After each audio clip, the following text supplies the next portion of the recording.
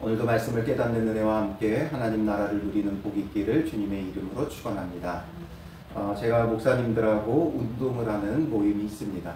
그 모임에서 만난 목사님들을 어떤 공식적인 자리에서 어떤 예배나 아니면 결혼식장이나 이런 데서 만나게 되면 가끔 몰라볼 때가 있어요. 늘 운동복 차림에 이렇게 만나다가 정장을 차림하고 또 머리도 잘 단정하게 하고 이런 모습으로 만나니까 완전히 다른 사람처럼 보일 때가 있더라고요. 이런 것처럼 우리가 어떤 의복을 입었느냐에 따라 달라요. 경찰관이 경찰관의 그 제복을 입으면 그 권위와 그 앞에 우리가 복종하게 되죠. 그런데 경찰복을 입고 있지 않으면 그 사람이 뭐 경찰인지 누군지 몰라요. 같은 차가 지나가도 경찰차가 지나가게 되면 그 앞에 우리가 긴장하게 되어 있어요. 그 옷이 주는 그 독특함이 있고 권위가 있고 그 옷이 주는 힘이 있기 때문에 그런 거죠. 이런 것처럼 우리에게 있어서 우리가 어떤 옷을 입고 있느냐, 이것도 굉장히 중요해요. 그래서 바울은 이것을 영적으로 적용하면서 앞에서 9절에 옛사람과 그 행위를 벗어버리고 새 사람을 입었으니 이렇게 말하죠. 그래서 실제적으로 우리가 말씀 가운데 그리스도인으로 어떻게 살아야 되느냐를 3장에 이야기하면서 앞부분에서는 특히나 옛사람과 그 행위를 벗어버려야 된다. 그리고 이제 우리가 새 사람을 입었으니, 이미 새 사람을 입었다는 거예요. 예수 그리스도를 믿음으로 우리는 이제 예수 그리스도와 합하여 새 사람을 입은 거예요. 그래서 이제 오늘 본문에는 새 사람을 입은 자로서 우리가 어떻게 살아가야 되느냐, 이것을 말해주고 있죠. 그래서 12절에 보면 그러므로 너희는 하나님이 택하사 거룩하고 사랑받는 자처럼, 하나님 앞에 택하심을 입었고 그래서 거룩하고 사랑받는 자처럼 살아가야 한다, 이거죠. 택함을 받았다는 게 얼마나 큰 은혜인지를 우리가 요즘 계속 말씀을 보며 느끼게 되어지는데, 택함 받은 자와 택함 받지 않은 자, 창세기에 보면 택함 받은 자의 계보가 있고 택함 받지 못한 자의 계보가 있어요. 그리고 그들의 삶이 완전히 달라지죠. 택함 받은 자는 계속해서 그리스도를 가까이, 하나님을 가까이 하는 삶을 살게 되고, 택함 받지 못한 자들은 의도했든 의도하지 않았든 좋은 일이 있든 좋은 일이 있지 않든 계속 하나님에게서 멀어져요. 번성하는 은혜를 누려도 하나님께로부터 멀어지는 게 택함 받지 못한 자예요.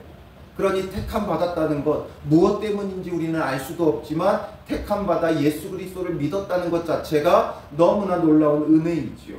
그래서 주님께서 택하셔서 거룩하게 하시고 사랑받게 하셨어요. 그러니 그 택함 받고 거룩하고 사랑받는 자처럼 행해야 한다는 거죠. 그게 어떤 거예요? 긍휼과 자비와 겸손과 온유와 오래 참음을 옷 입고, 정말 택함 받은 자의 새 사람의 그 성품이라는 건 긍휼, 자비, 겸손, 온유, 오래 참음이에요. 그러므로 믿음의 사람은 이런 것들이 그의 삶 속에 나타나야 돼요. 이게 바로 성령의 열매죠. 예수 그리스도를 믿고 성령 받음으로 이제 우리의 옛사람은 죽어지고 옛사람의 성품이었던 것들, 음란, 부정, 사욕, 악한 정욕, 탐심, 이런 것들은 이제 벗어버리고 우리 안에 긍휼과 자비와 겸손과 온유와 오래 참음을 옷 입어야 돼요. 그러므로 믿음의 사람들에게서는 늘 이런 삶의 모습이 나타나야 돼요. 궁극적으로 우리 안에 긍휼이 있어야 돼요. 불쌍히 여기는 마음이 있어야 돼요. 믿지 않고 죄와 저주로 죽어가는 자들, 악한 사람들, 무엇이 선하고 무엇이 복된 것인지를 알지 못하고 우리에게 대적하는 자들, 이들을 우리가 원수 갚는 게 아니라, 우리가 더 나은 위치에 있다고 갑질하는 게 아니라 긍휼히 여길 수 있어야 돼요. 긍휼히 여기니까 자비를 베풀어야죠. 사랑을 베풀어야 돼요. 겸손해야 되고 온유해야 되고, 그래서 오래 참아줄 수 있어야 돼요. 이런 것이 바로 택함 받은 자, 거룩하고 사랑받는 자, 새 사람을 입은 자의 모습이죠. 결국 이건 다 뭐예요? 그의 마음, 그의 심령이 어떠하느냐라는 거죠. 그러므로 예수님께서 우리의 마음을 무엇에 비유해 주셨어요? 밭에 비유해 주셨죠.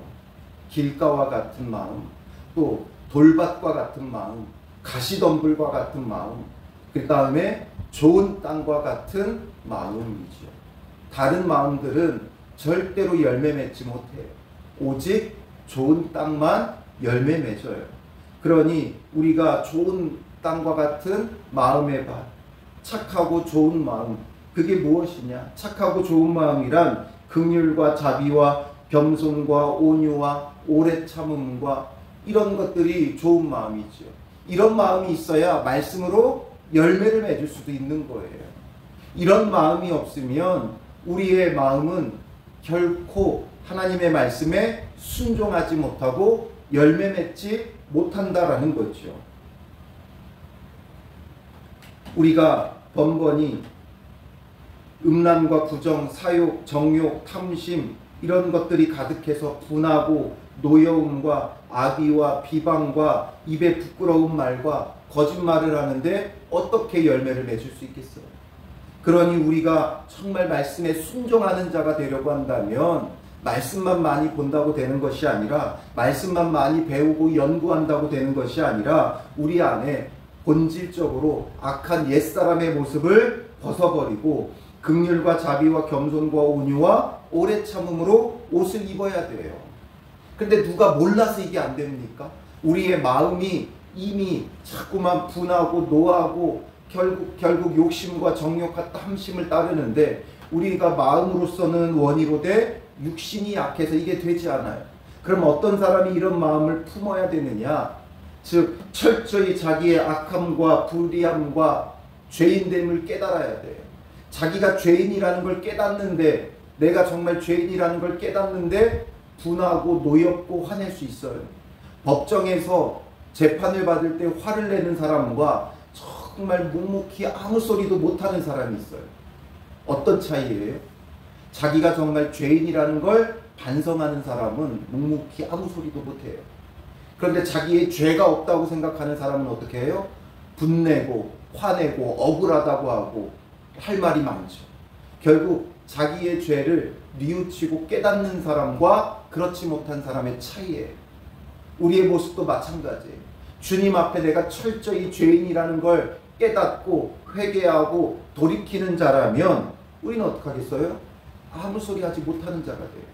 우리도 모르게 겸손한 자가 되고 온유한 자가 되고 오래 참는 자가 돼요. 내가 이러한 죄를 지었는데, 내가 죽어 마땅한 죄인인데, 내가 분낼 게 뭐가 있고, 내가 교만해질 게 뭐가 있고, 내가 온유하지 못할 이유가 뭐가 있고, 내가 참지 못할 이유가 어디 있어요?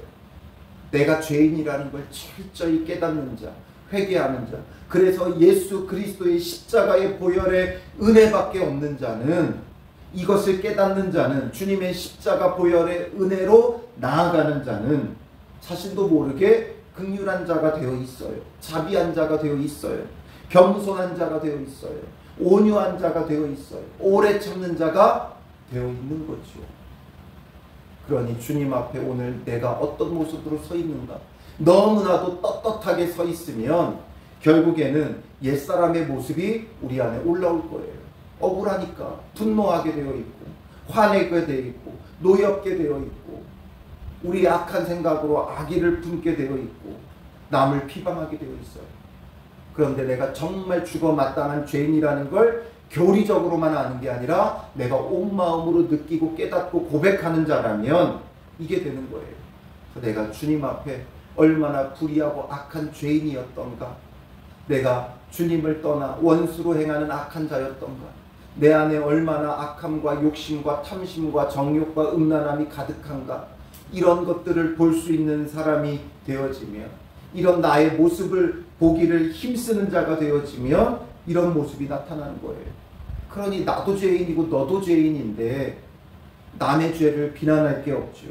그래서 이런 것으로 옷 입으면 어떤 삶이 구체적으로 나타나게 되어 있어요? 13절에 누가 누구에게 불만이 있거든 서로 용납하고 피차 용서하되. 이렇게 내가 죄인인 것을 깨닫고 이런 성품을 가지면 어떻게 돼요? 서로 용납하고 피차 용서할 수 있는 거예요. 용서가 되지 않은 건 내가 옳고 저 사람이 그르다. 시비와 원망으로 하기 때문에 그런 거죠. 그러나 우리가 정말 주님 앞에서 내 모습을 깨닫고 앞에서 말한 이런 성품을 품은 착하고 좋은 마음을 가지면 말씀이 열매 맺을 수 있기 때문에 서로 용납하고 피차 용서할 수 있는 거예요. 어느 정도로 용서해야 돼요? 예수님께서 우리에게 70번씩 7번이라도 70번씩 7번이라도 하라고 하셨죠. 그건 완전히 용서하라는 거예요. 13절에 뭐라고 말씀하세요? 주께서 너희를 용서하신 것 같이 너희도 그리하고, 너희를 용서하신 것 같이 우리를 끝까지 용서하시죠. 어떤 죄, 어떤 불의함이 있다 할지라도 주님께서 용서치 않는 죄가 없어요. 그러니 우리도 끝까지 용서해야 돼요. 그리고 이 모든 것 위에 14절에 사랑을 더하라. 사랑을 더해야 돼요. 사랑은 뭐라고 말해요? 이는 온전하게 매는 띠니라. 사랑은 그리스도인의 삶의 마침표와 같은 거예요. 활용점정이라고 하죠. 용의 그림을 아주 멋있게 그려놨는데 눈이 없어요. 마지막 그 눈을 찍는 것, 이게 그 그림의 완성이 되는 거예요. 그리스도인의 삶의 완성은 사랑이에요. 사랑이 없으면 모든 것이 다 뭐예요? 위선에 불과한 거예요. 마지막 사랑을 더하지 않으면, 마지막 사랑으로 완성하지 않으면 누구를 돕는 것도 전부 다 뭐예요? 동정이고 위선밖에 되지 않아요. 정말 그 안에 사랑을 더해야 돼요. 우리는 택하사 거룩하고 사랑받는 자죠. 사랑받는 자가 사랑할 수 있어요. 그리스도의 사랑을 아는 자가 사랑할 수 있어요. 사랑을 받아본 적이 없는 사람은 사랑하는 법도 몰라요. 그렇기 때문에 우리는 그리스도의 사랑받는 자로 사랑을 더하여 완성해야 되는 거죠. 그리고 15절에 그리스도의 평강이 너희 마음을 주장하게 하라. 바로 마지막에 우리가 그리고 그리스도의 평강이 있어야 돼요. 이렇게 할 때 그리스도께서 주시는 평강이 있어요. 평강. 이렇게 할 때 왜 나만 용납하고 용서해야 되느냐? 왜 나만 사랑해야 되느냐? 그게 아니라 정말 용서하고 용납하고 사랑할 때 우리에게 주어지는 그리스도의 평강이 있어요. 그래서 그 그리스도의 평강이 우리의 마음을 주장하게 해야 하는 것이죠. 평강이라는 건 샬롬이에요. 샬롬이라는 평강, 이 평화는 어떨 때 이 평강이라는 말을 쓰냐 하면 관계가 완전히 회복된 상태예요. 두 사람이 적대적으로 싸울 때는 평강이 없죠. 화평이 깨어져요. 평강이 깨어져요. 대적하고 싸울 때는 이 평강이 깨어져요. 그런데 이 관계가 회복되어지면 주어지는 게 평강이에요. 우리가 세상에서 가장 불편하고 어려운 게 뭐예요? 나와 관계가 좋지 않은 사람과 함께 있는 거죠. 관계가 좋지 않은 사람과 아무리 좋은 음식점에서 진수 성찬을 먹는다 해도 그 먹는 게 불편해요. 맛있지가 않아요. 결국 우리에게 가장 필요한 건 이 평강은, 화평은 이 관계의 회복이에요. 우리가 뭔가 껄끄러운 사람 만나려고 하면 얼마나 불편하고 힘듭니까? 스트레스가 됩니까? 그런데 그 사람을 막상 만났더니 그 관계가, 껄끄러웠던 문제가 해결되어졌어요. 그러면 얼마나 편안하고 그 마음이 평강이 옵니까? 관계적인 문제예요. 하나님과 우리와의 그 관계는 누가 중보자가 되어 풀어주셨어요? 예수님께서 풀어주셨죠. 그러므로 이제 하나님과 우리와의 관계가 평강을 누려요. 그럼 그 화평과 평강을 가지고 우리는 삶 속에 나아가 우리의 가족, 우리의 이웃과 그리스도께서 주시는 평강을 누려야 돼요. 그 관계를 회복해 가야 돼요. 그러기 위해서 우리에게 필요한 게 이거예요. 서로 용납하고 용서하고 거기에 사랑을 더하는 거예요. 그러면 그리스도의 평강이 그 사람과 나 사이에서 참된 화평을 주신다라는 거죠. 그럼 우리 안에 뭐가 있겠어요? 감사가 넘치는 거죠. 그 15절에 너희는 평강을 위하여 한 몸으로 부르심을 받았나니 너희는 또한 감사하는 자가 되라. 이때 감사가 나오는 거예요. 예수님께서 하나님과 우리에게 화평을 주시고 또 나와 이웃과의 그 관계 속에 그리스도께서 화평을 주시는 거예요. 그래서 용서했고 용납했고 사랑을 더했더니 진정한 평강이 우리 안에 주어지고, 그러므로 감사와 찬양이 있는 거지요. 16절에 그리스도의 말씀이 너희 속에 풍성히 거하여 모든 지혜로 피차 가르치며 권면하고 시와 찬송과 신령한 노래를 부르며 감사하는 마음으로 하나님을 찬양하고, 또 무엇을 하든지 말에나 일에나 다 주 예수의 이름으로 하고 그를 힘입어 하나님 아버지께 감사하라. 이런 것이 어떻게 나타나느냐? 바로 앞에서 주어진 거예요. 이런 그리스도의 평강이 우리 안에서 주장하여 용납하고 용서하고 사랑을 더하고 감사할 때 말씀이 이제 우리 안에 풍성히 거할 수 있는 거예요. 이런 관계의 문제가 해결되어지지 않았는데 말씀이 풍성하여 열매 맺을 수 있느냐? 결코 되지 않죠. 관계가 틀어져 있으면 우리는 절대 말씀이 우리 안에서 열매 맺지 못해요. 하나님과 우리와의 관계가 틀어져 있으면, 우리와 이웃과의 관계가 문제가 생기면 절대 말씀이 풍성할 수 없어요. 그래서 예수님께서도 헌금을 드리려다가 이웃에게 원망 들을 만한 일이 있거든 어떻게 하라 그래요? 가서 급히 사와하라. 그리고 와서 예물도 드리고 예배도 드리라는 거죠. 관계의 문제가 틀어져 있으면 절대 하나님을 예배할 수도 없고 말씀이 그 안에서 풍성히 거할 수 없는 거예요. 이렇게 관계가 그리스도의 평강을 누릴 때 우리는 말씀이 풍성해지고 그 말씀으로 가르칠 수도 있고 권면할 수도 있고 시와 찬송과 신령한 노래를 부르고 감사하는 마음으로 하나님을 찬양하고 말에나 일에나 다 주 예수의 이름으로 할 수 있는 거예요. 내 이름으로 하는 게 아니라 예수의 이름으로 하는 거죠. 그러니까 원래 용서하지 못하던 것이 내 이름으로서는 용서할 수 없지만 예수님의 이름 때문에 용서하는 거죠. 내 이름으로서는 사랑할 수 없지만 예수의 이름으로 사랑할 수 있는 거예요. 감사할 수 있는 거예요. 이걸 이제 보다 더 구체적이고 실제적으로 말하는 게 18절부터 4장 1절까지죠. 관계적인 게 중요하다 그랬어요. 예수 그리스도로 우리는 하나님과 화평함을 누려요. 그러면 이제 이웃과의 화평함도 예수 그리스도를 통해 누려야 돼요.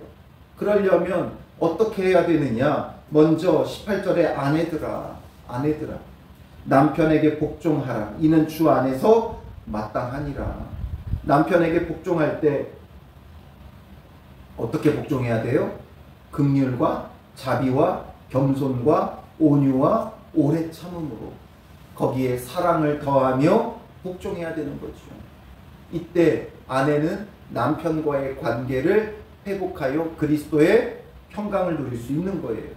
그럼 남편들은 아내를 사랑하여 괴롭게 하지 말라.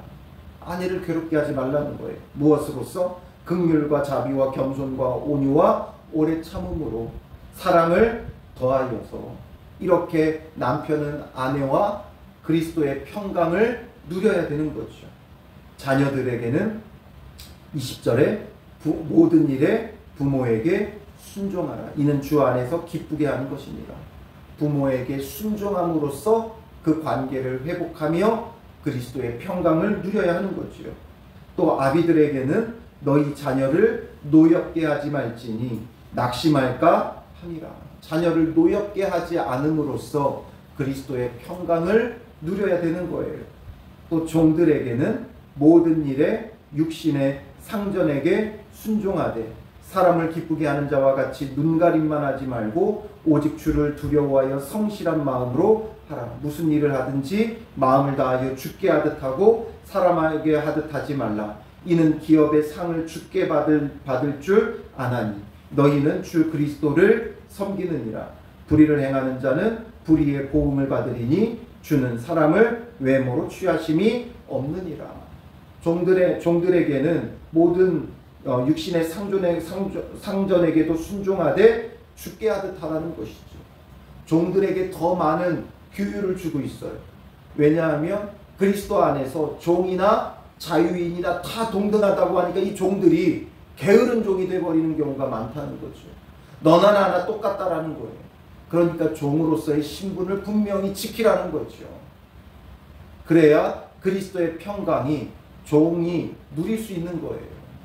그리고 상전들에게는 4장 1절로 넘어가며 말하죠. 상전들아, 의와 공평을 종들에게 베풀지니 너희에게도 하늘에 상전이 계심을 알지어다. 상전들도 상전이라고 해서 마냥 종들을 함부로 대해서는 안 되고 의와 공평을 종들에게 베풀어야 한다. 여기에 있어서 정말 가히 충격적인 말씀은 아내들, 자녀들, 종들에게 하는 말이 아니에요. 이런 규율과 규례는 그 당시에 어느 사회, 어느 문화에나 있던 것들이에요. 그런데 정작 남편들, 또 아비들, 상전들에게 주는 규율은 너무나 충격적이죠. 이 당시에서는 있을 수 없는 거예요. 낮아져서 섬기라는 거죠. 반대로 아내들, 자녀들, 종들에게는 당연한 거예요. 그러나 남편들, 아비들, 상전들에게 있어서는 이건 자기가 더 낮아져야만 할 수 있는 일이죠.